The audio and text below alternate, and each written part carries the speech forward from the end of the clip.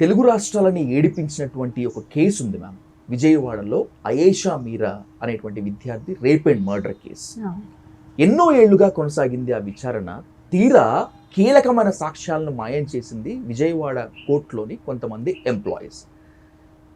కోర్టులో ఉన్నటువంటి ఎంప్లాయీసే కీలకమైన సాక్ష్యాలు మాయం చేశారన్నటువంటి ఆరోపణలు ఎదుర్కొని సస్పెన్షన్ గురైతే సామాన్యులకు కోర్టు మీద నమ్మకం ఎలా ఉంటుంది, ఎక్కడ ఉంటుంది అసలు?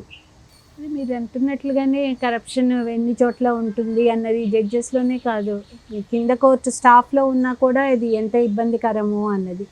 ఒక ఇన్వెస్టిగేషన్లో లోపాలు జరగటం వల్ల రేప్ కేసులో బన్వరీదేవి కేసు, ఆమె కేసు రాజస్థాన్లోది, ఒక రేప్ కేసులో సెమన్ అయ్యి ఉన్న ఆమె బట్టల్ని ఫోరెన్సిక్ ల్యాబ్కి పంపించవలసింది, ఆ బట్టలు కాకుండా వేరే బట్టలు పంపించటమో ఏయో అని మూవీలో కూడా చూపిస్తూ ఉంటారు.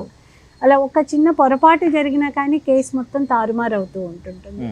ఒక ముఖ్యమైన డాక్యుమెంట్ పోయినా, ఒక ముఖ్యమైన మెటీరియల్ ఆబ్జెక్ట్ మిస్ అయిపోయినా కూడా కోర్టుల్లో కానీ క్రిమినల్ కేసుల్లో కానీ అది చాలా నష్టం కలగచేస్తుంది. ఆ కేసు ప్రూవ్ చేసుకోలేము, ఇంకా దాంట్లో అది ఒక లాక్చునా లాగా ఉండిపోతుంటుంది. స్టాఫ్ అందరూ కూడా మరి కోఆర్డినేటెడ్ ఎఫర్ట్స్, ఇవన్నీ ఒక్కళ్ళ ద్వారా జరిగేవి కాదు, కానీ ఎక్కడ ఉన్నా దాన్ని కఠినంగా నిర్మూలించడానికి ప్రయత్నం చేయటమే అట్లాంటివన్నీ కరప్షన్ని బయటపడుతూ ఉంటాయి.